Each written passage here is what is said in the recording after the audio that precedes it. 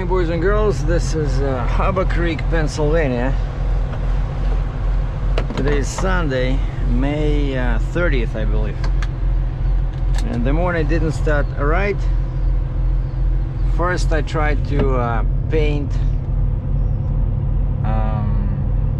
some scratched areas on the trailer, and I do have a black paint, but I haven't used it for a while, and the top, you know, the piston doesn't want to work. Like, this paint got dry inside.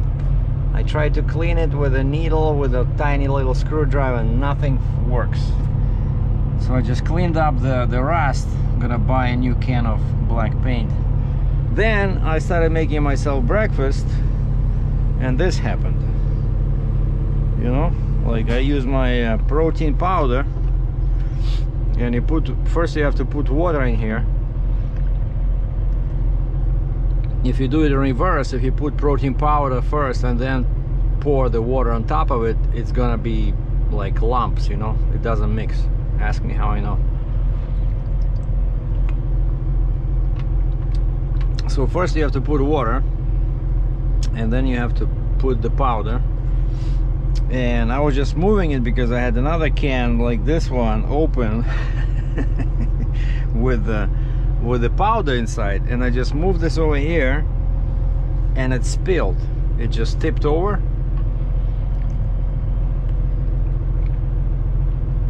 Man, and this protein powder, you know, it's so sticky to everything.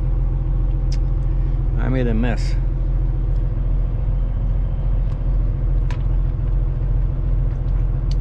Well, the good news is that I still have a load, and that's where I'm heading, empty, right? So I have my Jeep, I have my Stinger.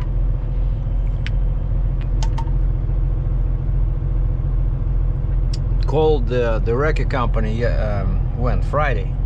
Called them Friday night, but Friday was so cold. It was, I don't know, honestly, like 35F, you know, +2, +3, and it was raining, very bad weather. And I do want to do it on Friday. And then I looked up the forecast, and it's a Saturday, +16 Celsius. Hey, that sounds way better. And I said, I know you guys charge me more for you know, when I call you on the weekends, it's like extra 50 bucks or something, but I said I cannot work at +2 Celsius. I'm sorry, when it's raining. And so the guy was a bit late, but he showed up at about 8:30. Took us about an hour because we had to move the Stinger. The Stinger was on the deck, and there was no room for the Jeep. And so we moved the Stinger. Like, the rear axle is now on the bolster, on the first bolster on the trailer, and then the Jeep is like this over it, right? Just like I did it last time. But I did not load the Stinger on the bolster with that crane, right? My last delivery, because I was not sure what I was doing. Oh, check this out, guys. This is a super expensive. Oh, wait a second, it's a Trail King. I thought it was one of those Fayetteville or something from what kind of trail is this? Check this out. Tiny baby wheels, 3-axle. So I know it's extendable. Wow, very weird trailer. So an interesting guy sitting over there. You know, again, you don't see 2+2 too often. And there's a guy dropped the trailer there with a 2+2 and a beam trailer. Hold on, I gotta stop here and run inside. I have to wash this, otherwise if it gets dry, I'm in trouble. And also I need to get some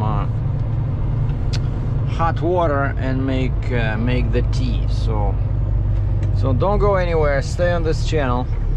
We'll be right back after this message.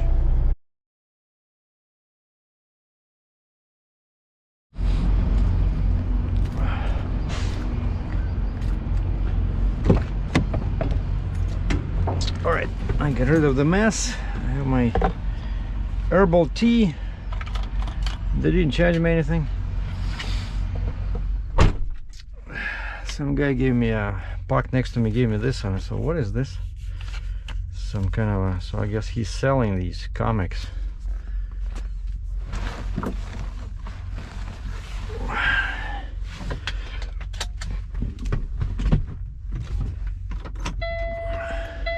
But I got that one for free. I don't know.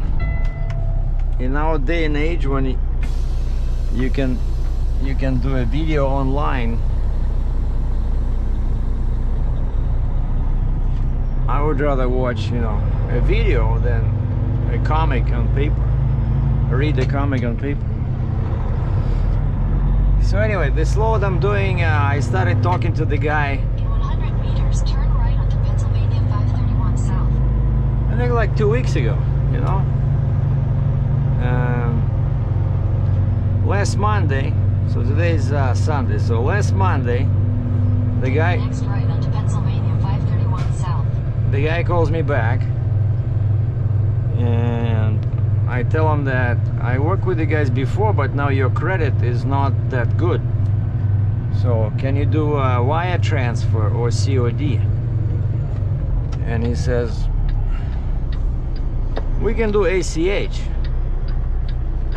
And I said, yeah, I know what ACH would work if I was American. And I said, unfortunately, ACH does not work. Meters, turn right onto the I-90 West ramp. Does not work in Canada. So can you do a wire transfer? I ask him again. He says, yeah.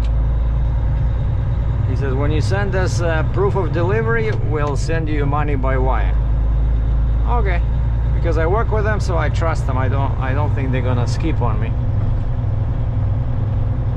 And then he says, well, I'm on the road now, so I'm gonna talk to my office and set this up. Set this up. Like basically send me a rate confirmation, right? And I don't hear from them Monday. I said, okay, Monday is a holiday, right? For some reason I thought Monday was Memorial Day, whereas actually it was just in Canada. It was Victoria Day. It was a holiday in Canada, but I was working. I was looking for a load. And so Monday nothing happens, Tuesday nothing happens, and I say, okay, you know, these guys are in and out. You know, like I keep losing communication with them. We're sending emails, I get responses, then boom, responses stop. You know, like I send a message, no response. So I wasn't sure what's going on. Was this guy serious about this load? And so finally Wednesday morning, just out of curiosity, I emailed them again. You know, I said, hey, you guys are still looking for a truck for this load? And they said, yes. Just one word, yes. So, and the guy calls me back. He says, I thought you were on your way. On my way? You didn't send me any paperwork. You didn't send me the rate confirmation. Why would I be on my way? And oh, the office, they got your email address wrong. But I was getting emails from him, from the boss. So I don't know. Then they were trying to find somebody to move it Friday. They really wanted to move it before the end of the month. You know, he says, you know, to close the books, you know, it would look so much better. And so they tried to find somebody Thursday, and then they said, okay, they gave up. When can you load? I said, Monday. I need 2.5 days to get there. And they said, oh, well, Monday is a holiday. So what holiday? Memorial Day. Yeah. And I said, I thought this was last week. No, last week it was only Canadian holiday. And so finally they sent me all the paperwork. And you know, it's a pretty long deadhead, so I never leave unless I have a rate confirmation, and I call the shipper to make sure they have the load, there's no BS. And so I called the shipper, and the lady says, what's your loading number? I said, loading number? I have a serial number of the machine I'm picking up. No, I need a loading number. It's a five-digit number, starts with a 7. So she already guessed the first digit. Can she guess like the rest? But I guess not. So I emailed the guy again. I said, hey, I need something for the shipper. They need this loading thing, the reference number. So it turns out they didn't send me anything like I was supposed to have, you know, like just the rate confirmation. That's between them and me, but for the shipper needs more paperwork in order to release this shipment. And so they sent me the package of paperwork. I see that number, yeah, starts with a 7, 5 digits, but it's called something else. It's not called the loading number, it's something, but I see the format is the same as the lady said. Starts with a 7, and then there's a letter L as in Larry in the back. 5 digits plus L. I said, okay, I got it. Because she says we have to make sure it's all clear and ready to go, because it came from overseas. You know, that it's released by customs, you know, in the States. And so I call her back with a number. Yeah, everything is good. She says the machine is ready. And now she says, but you need to book an appointment. I said, appointment? Well, that's what I was calling, to make sure you guys can load me. She says, well, what time were you want to be here? I said 8 o'clock Monday, Tuesday, because Monday's Memorial Day. She says, well, the earliest we can get to you is 11:30, and that's why I'm driving at 56 miles per hour, because I got lots of time, right? Like I always say, choose the slowest speed that will get you to your destination on time. And today's Sunday, so I'm gonna do like 6 hours of driving today. And the plan for today is to reach Berkley. You know, Berkley Travel Plaza there on 77, I think. I-77. I like that area. It's peaceful, you know, good air. There's like hills around, you know, like beautiful landscape, and the weather's good. So if it's not too windy, maybe I'll fly my drone. I wanted to do it yesterday at the TA, but it was already getting very dark for some reason, even though the sunset was at 8:30 or 8:45 p.m. and I was at a truck stop around 7:15. It already looked dark because there were a lot of clouds, just like now. And so I didn't want to bother. So sorry it took me so long to upload an update, but yeah, nothing was happening. The last one I did, that was the most up-to-date information to that point. So now something changed. That's why I'm doing this video. And another thing, for some reason I decided to start doing to pick up a musical instrument. Okay, so something similar to what I learned when I was a kid, but since this is totally unrelated to trucking, this is just my personal thing. So I registered another channel, which for now has 0 videos, 0 subscribers. It's called a Russian Accordion. A Russian Accordion. So the next 2 or 3 weeks, I'm getting old school Russian style accordion from Russia, like a genuine Russian accordion, and I found online classes. So the goal is to learn at least a few songs, because I want to go see my mom for the new year. So now it's, let's say, June. It's already June, probably. By the time I get the instrument, it'll be already end of June. So that leaves me July, August, September, October, November. So 5.5 months. And I think in 5.5 months, from what I've seen on online, you can pick up the basic skills. So if you want to know more about this adventure, check out my channel. But like I said, I have no videos yet, so I'm gonna do a video tonight. I'm gonna do a video, talk about all this accordions, you know, how I started when I was a kid, how I found it in Russia.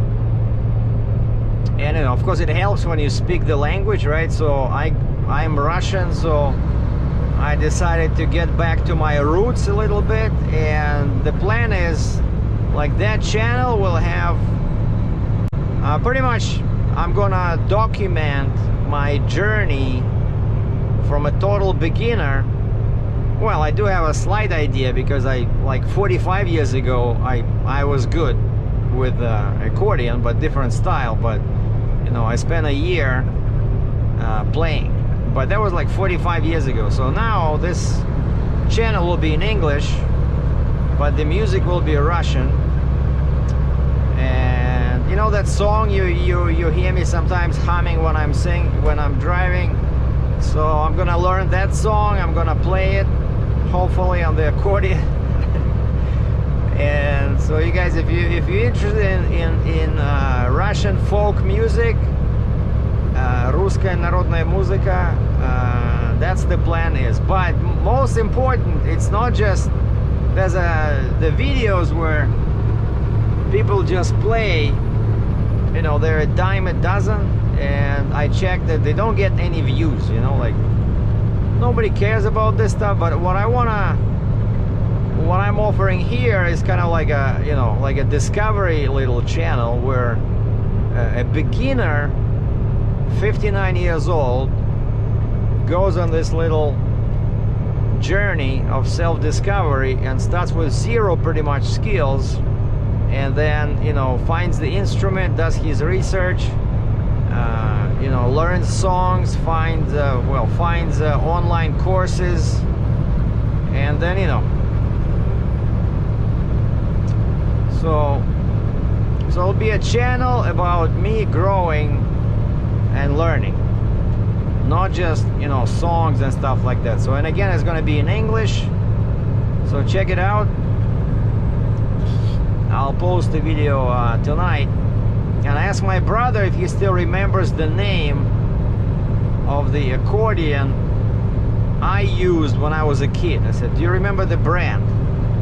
He sends me a picture, and I'm pretty sure it's the same instrument, because I seem to recognize it, but it's been 45 years since I saw it last time. But the bass buttons are all yellow now, but the name, the model name is clearly visible on the front, on the treble end, you know, treble. So that's what's happening.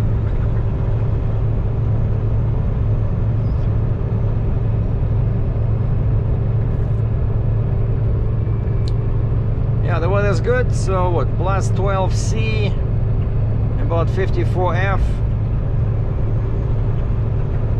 and I'm heading south, so it should get warmer. But Friday, man, it was so cold. I had to get back to my truck and get a warm jacket. Take exit 22A for I-79 south toward Pittsburgh.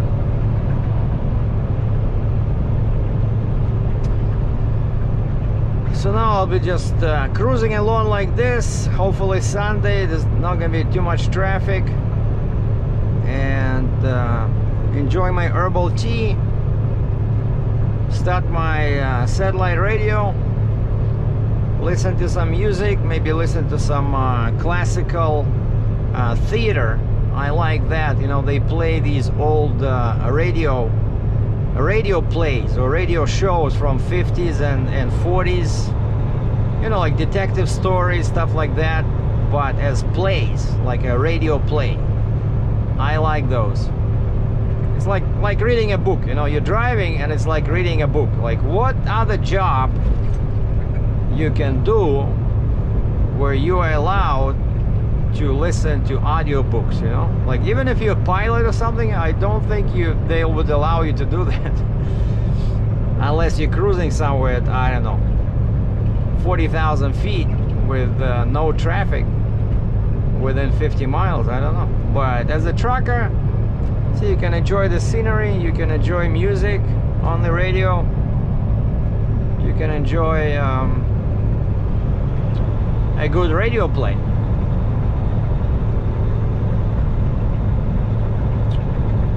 Alright, so this is my exit. So this was 600 meters. Take exit 22 in for I-79 south toward Pittsburgh. Yeah, this was I-90 west. So Ohio is that way. And now we're going south on 79. Now the truck started pulling to the right slightly after I changed tires. I don't know if you guys remember it.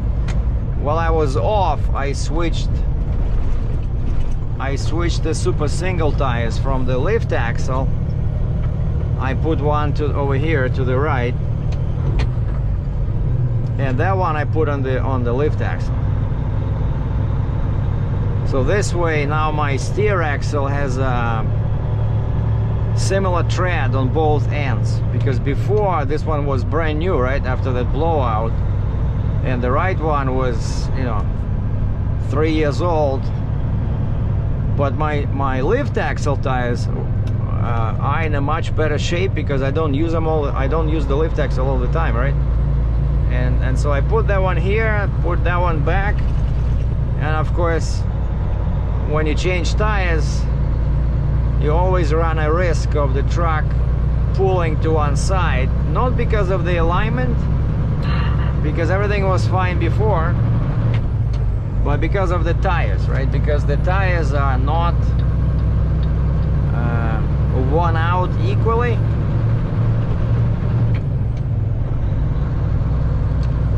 But I think by the time, you know, I do a couple of thousand, you know, kilometers or 1,000 miles, they should even themselves out. And so since it's not an alignment issue, it's the tire issue. So once the tires wear out a little bit, it should be okay. Like, it's not too bad, just a slight pull to the right towards that tire.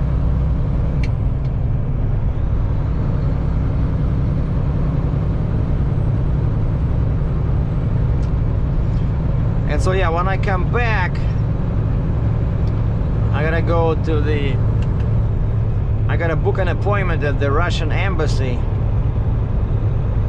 and go renew my passport, because my Russian passport expired like 2 years ago. I didn't bother renewing it, but I mentioned this before. Russia has a rule where if you're a citizen, and I'm still a citizen of Russia, and both I have a dual citizenship, Canada and Russia, and so if you are a citizen of Russia, you cannot enter under any other passport except besides Russian.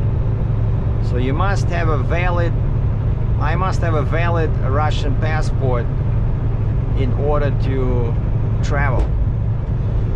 And I know it takes, like they said, it can take 4, 5, 6 months. Don't know about now, but I think now is a good time. It's been a while since I've seen my mom and my brother, and my mom is getting old, and I cannot do it in the summer anyway because I'm too busy. That's when, you know, it's my work, it's seasonal, right? I make the most money in the spring, summer, and early fall. Winter is I can live without, so I can just park the truck, jump on a plane, and fly over there. Oh, and another plan is, I don't know, I have very ambitious plans about that project, Russian accordion, but I found there's quite a few companies in Russia where, you know, I'm telling you, these guys, they're geniuses. Like, Russian people are very smart, most of them, and there's a lot of programmers, computer programmers, engineers, right? And so these guys, I don't know where they got this. I think they just copied this probably from Italian design or German design, but you can buy an accordion with a built-in synthesizer.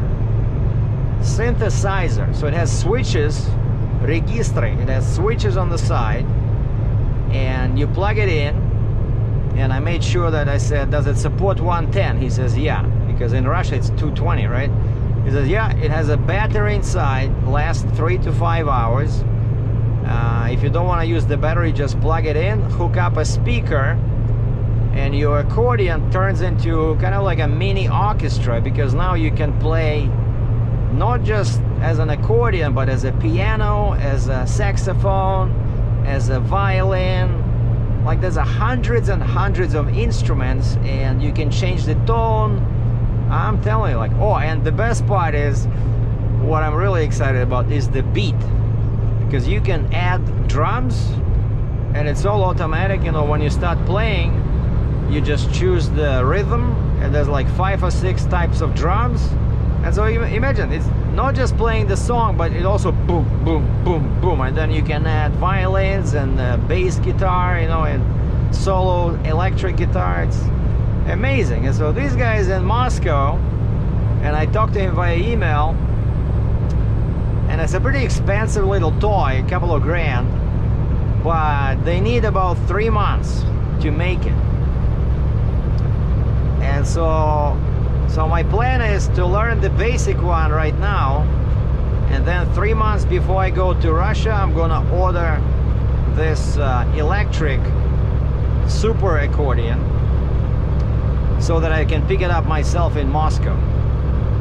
You know, that would be something. And then people love that kind of stuff, you know. Like, I watched some videos where a guy was playing with this electric accordion. It's amazing. Like, the technology, you can still use it as a regular instrument. You just have to, you know, turn off the power, and it goes back to the regular accordion with bellows, you know, and treble end and bass end. You just play the song, or, you know. So anyway, more about this on my channel. Sorry, I'm not gonna bother you here on the trucking channel. So for now, we're just trucking, but that's what I'm thinking about, you know. I'm really excited to pick up that instrument again and start doing some Russian music. But for now, we're trucking. When one complication with this load that I have so far is that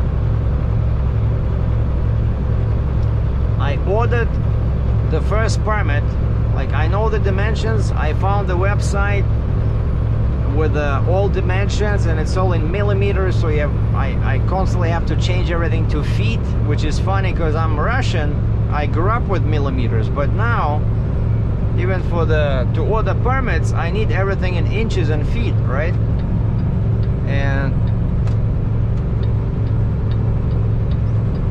And so it took a while to convert everything, and then so I ordered the permit for my first state where the shipper is,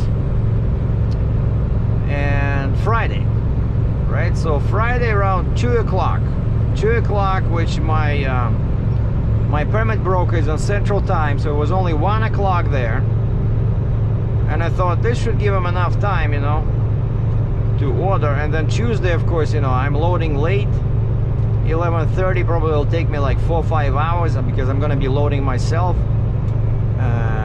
That's what they said. Nobody's gonna help me. I have to load this big machine myself.